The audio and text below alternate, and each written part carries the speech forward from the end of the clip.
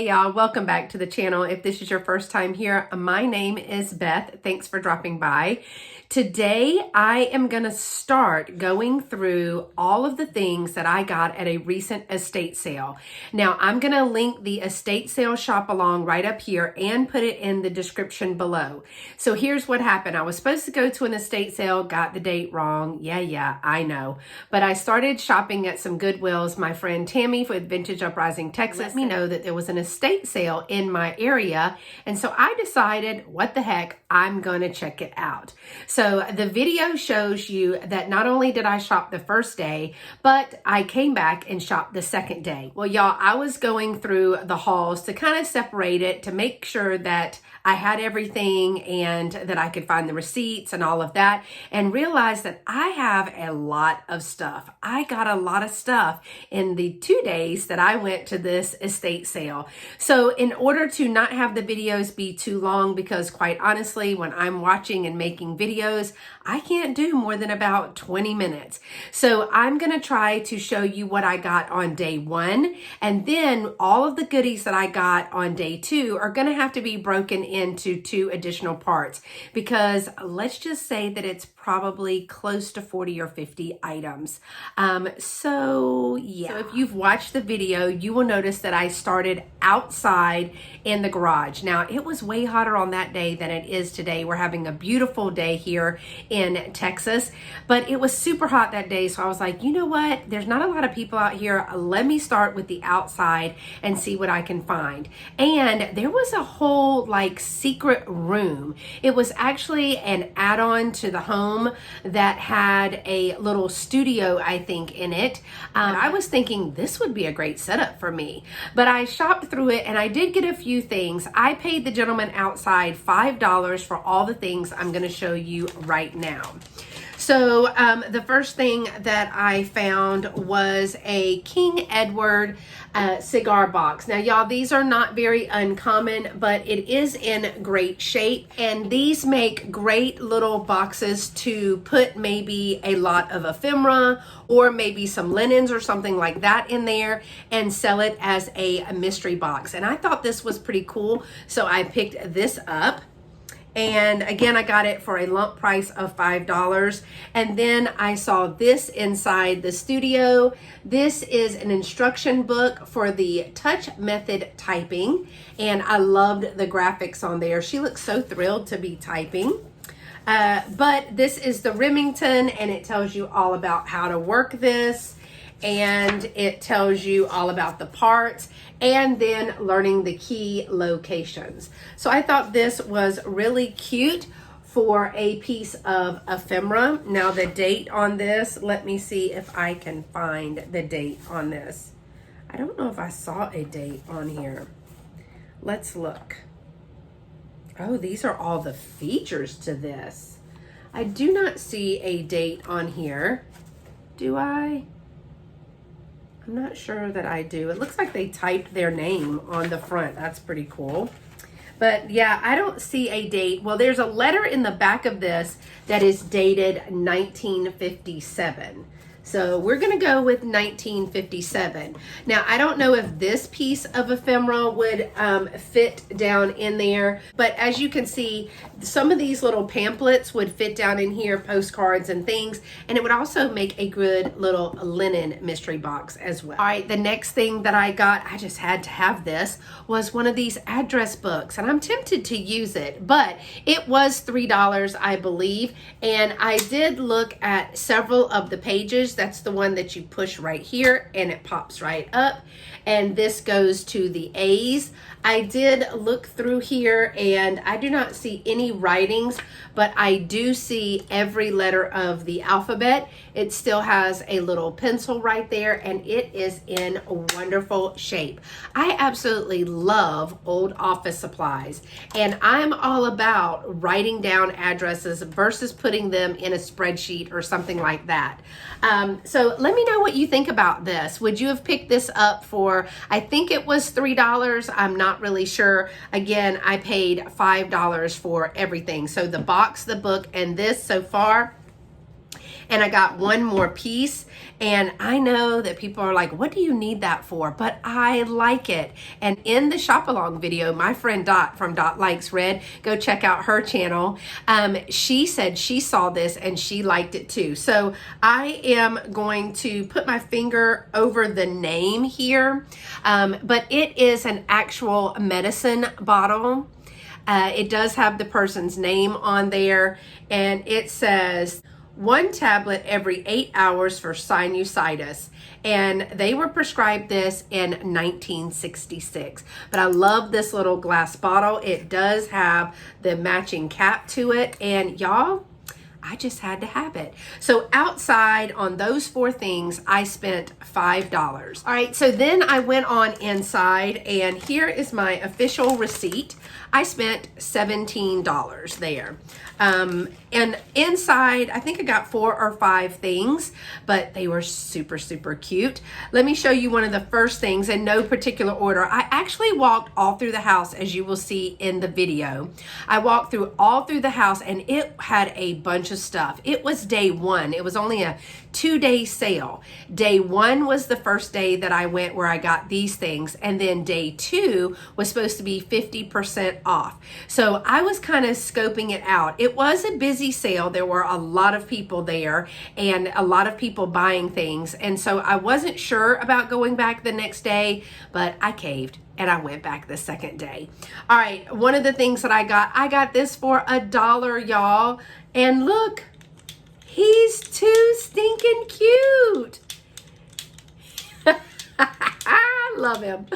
Okay, so he's a little wooden jumping jack guy. Oh, I could play with him all day, but I love him. He's got the red and the green colors, so that would work for Christmas as well. And for $1, I could not leave him behind. Would you have left him behind? Certainly not. Okay, and then in the kitchen, I did find these for $1, and actually a viewer in another video, I kind of showed my clear glass collection. I think it was in the Bring Back the Clear Glass collab that Katie and Dolores and I did, where I showed a really thick glass creamer. It was a single that I have in the kitchen in a display. Well, I love it there, but there's nothing inside of it. Well, a viewer said, what about some old measuring spoons? So ever since then, I have been trying to find these actual measuring spoons, the aluminum. Now it is a full set of these. I think they were $1, but these are gonna look so cool in my little creamer, and I'll insert a picture of it to show you what it looks like.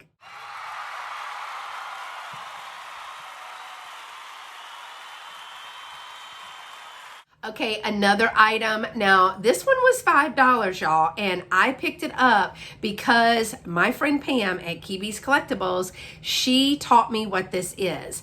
So, this is a piece of Numaji Pottery, and I had never heard of Numaji Pottery before, ever, but when we went shopping together, when we finally met up and went shopping together in South Carolina, I'll link that video above and in the description below. We went to a place that I call Thrifty City. Now, that is not the name of the place, but for the love, I cannot remember what it's called. I think it's called Thrifty Gift Shop, but that just doesn't ring on the tongue as much as Thrifty City. So we now lovingly call that place Thrifty City. So when we were shopping in there, she actually found a piece of Numaji pottery, and that is what she collects. So I did pick this up. It is got a beautiful brown tone. If you can see how it kind of swirls and melts, it almost looks like coffee or that it got wet, but it is marked Numaji Pottery on the bottom, and I'm so grateful for my friend Pam for teaching me a new type of pottery.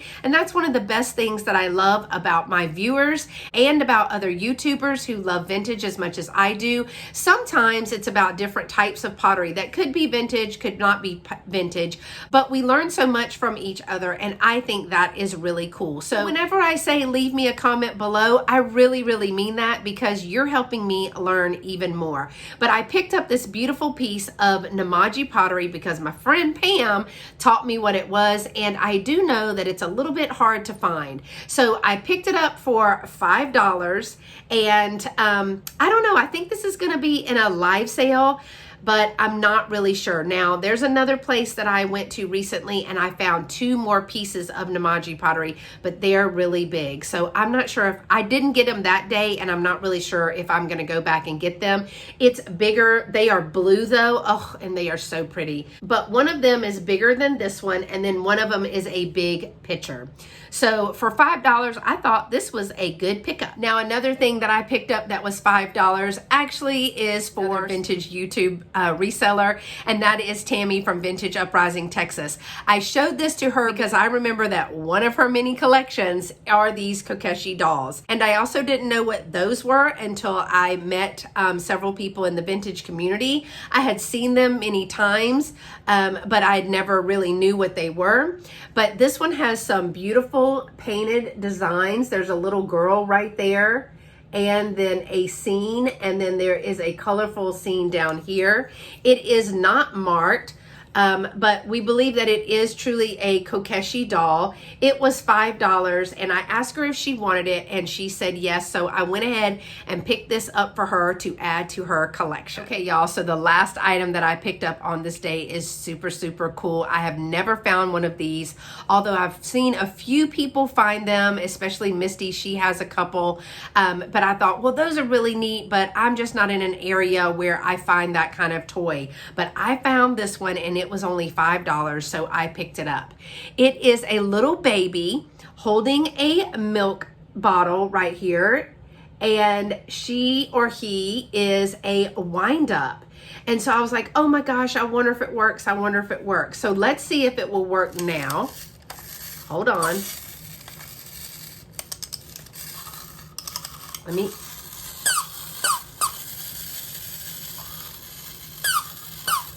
I love it. So you can see that the little bottle goes up and down, and she kind of makes a squeak noise. I don't want to overwind it.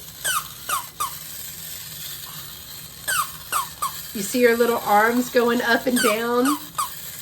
And she kind of makes like a baby cry noise. Oh, I just love her. Now, she's in pretty rough shape as far as clothing wise, but can you imagine that this was a type of toy? This was actually a toy way back in the day. I don't remember the era. So if you remember, I've heard 30s, I've heard 50s.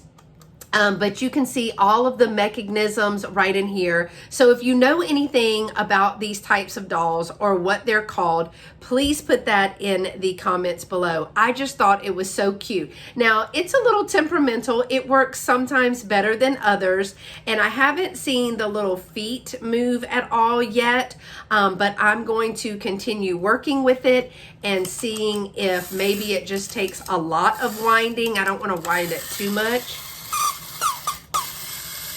And there you go. You see her little bottle goes up and down. Oh my gosh. I just loved it, and I had to have it. And I love that they put just a curl or two up in the top. So y'all, that's all I got on day one from the outside and the quick trip inside of this estate sale. I wanted to thank Tammy from Vintage Uprising, Texas for sending me the link to this. She's really good at finding all of those estate sales, and I really haven't done very many estate sales. My very first estate sale was part of a Vintage First collaboration that Patrick, the Trusty Huckster Mercantile, hosted, and I'll link that right above and in the description for you too. It was the first time that I ever went to an estate sale. I did not get to film in there, but I do show you what I got from that estate sale, and my friend Hetty went with me. Let's just say I spent way more money than she did. So let's talk favorites before we go. I never remember to ask you what your favorite was, so in the comments below, let me know which item I picked up in today's haul was your favorite. And if you enjoy haul videos from estate sales and other thrifting trips that I take, make sure to give this video a thumbs up. So let me see. Well, I'm super excited about finding these because with that tip from the viewer, I think this is going to help my little kitchen vignette of old kitchen supplies. And I'm going to probably have to say that the baby was my favorite.